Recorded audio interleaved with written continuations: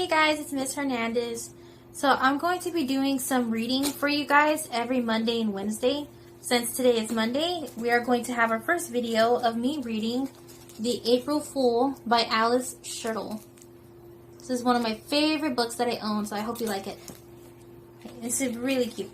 So, just looking at the cover, what do you think this might be about? If you can see The April Fool. Just before we start reading, think about what you think it's going to be about. The April Fool.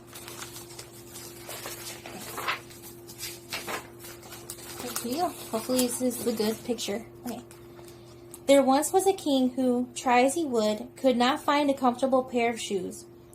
Though he had 144 pairs of dress shoes, 27 pairs of penny loafers, 18 pairs of cowboy boots, and a stray galosh, each new pair seemed to hurt his feet worse than the last.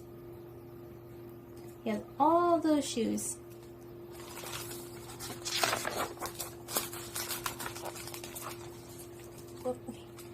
Because his shoes pinched, the king insisted that the prime minister and the chancellor of the exchequer carry him everywhere. He rode in their arms through the streets to be cheered by his subjects, to the kitchen for a noble snack, and to bed to be closed at the close of each trying day. Having to be carried everywhere, however, made the king tired and irritable, and he became a terrible grouch, whacking anyone who displeased him. No one escaped his royal wrath, his subjects, the cook, or even the prime minister, but he saved his most kingly blows for the shoemakers who brought him new uncomfortable shoes. See how he's whacking them all? I don't think that's very nice.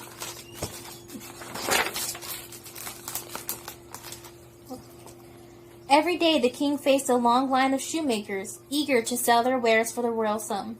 And every day his majesty would look over the selection of shiny new shoes, point to a promising pair, and allow them to be slipped upon his aching feet.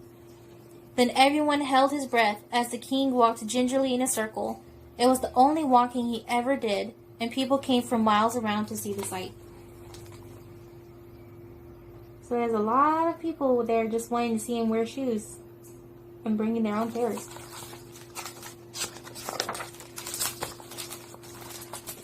I wonder if this is what you expected so far. Not the tiniest sound could be heard except for the squeak, squeak, squeak, squeak, squeak of the stiff new shoes.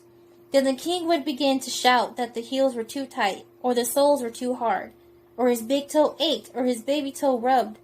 He would yank the shoes off his feet and toss them out the window, soon creating a mountain of shoes outside the castle wall. Do you have that many shoes? I know I don't. I only have a basket, and that's it. Okay. The king tried hard to forget his sore feet, and to help him forget, he took to hiring fools to amuse him.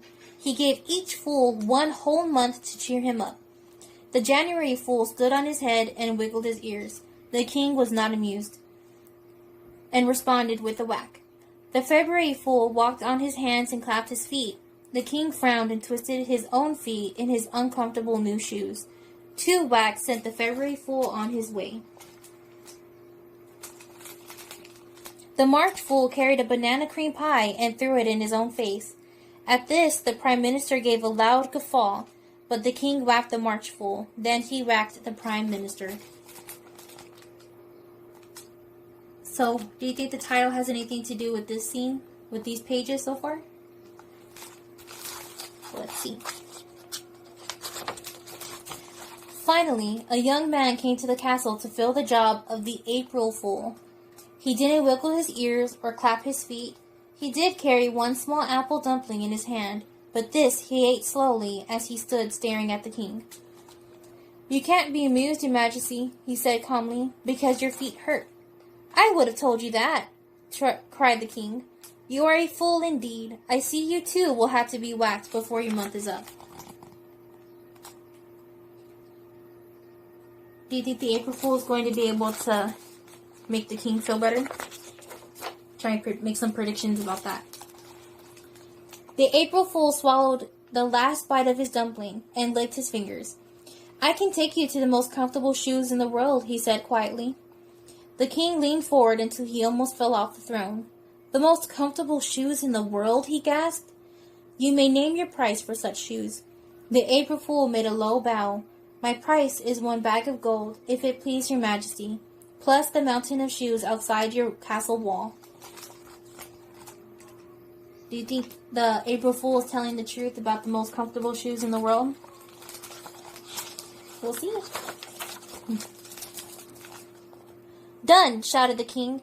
He scrambled down from the throne, biting his lip as if his stiff new shoes pinched his feet. "Lead on!" he cried, bending to jump into the arms of the Prime Minister and the Chancellor of the Exchequer. It's hard to say that word. But the April Fool raised a cautionary finger. "Your Majesty will have to come with me alone. Only magic can provide you with the most comfortable shoes in the world, and as your Majesty surely knows, too many eyes spoil the spell." "Too many eyes spoil the spell," repeated the king. "Of course, any fool knows that." Magical shoes that are the most comfortable in the world. I wonder if that's true. Yeah.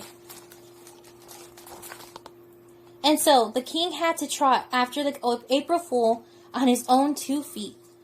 The fool led the way over the rough cobblestones of the village streets. At the edge of town, he suddenly turned around and marched back the way they had just came. "April Fool," cried the king, "we are walking in circles." "The ways of magic are strange," replied the April Fool. "The ways of magic are strange," mumbled the king. "Of course, any fool knows that." They're marching around. They crossed a newly plowed field, and with each step, the king's feet sank deeper into the soft earth. "April Fool," he puffed. "Are we almost there?" "Almost there, your Majesty," the April Fool assured him, with a backward bow. After a while, the king began to lag behind. He had to run from time to time to keep up, but the April Fool seemed to step out more smartly than ever. Sorry, guys. They followed a stream lined with tumbled rocks. The April Fool leaped lightly from rock to rock, while the king stumbled and splashed along behind. On and on they went, the pace always a little faster than before.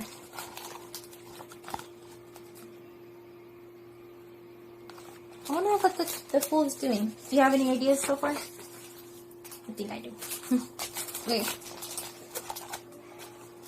Soon the April Fool stepped in front of a huge, spreading tree.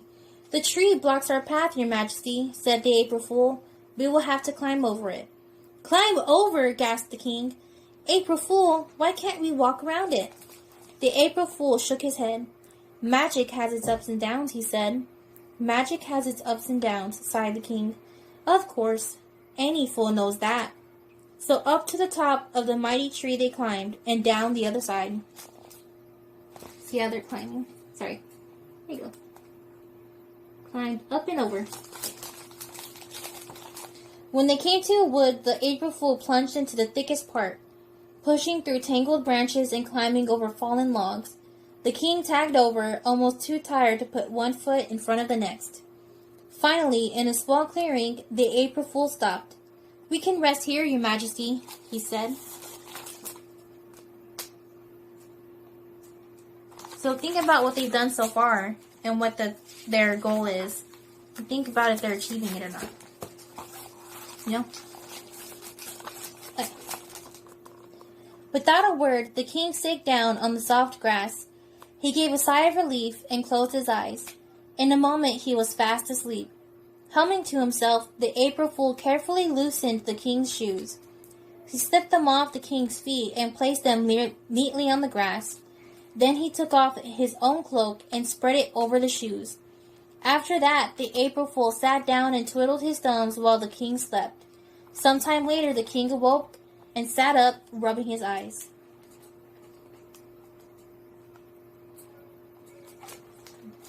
The April Fool made a low bow. "This is the place, your Majesty," he said. "Here you will find the most comfortable shoes in the world." "Where?" cried the king, looking round eagerly. "Where are the shoes?" The April Fool waved his hand mysteriously over the cloak.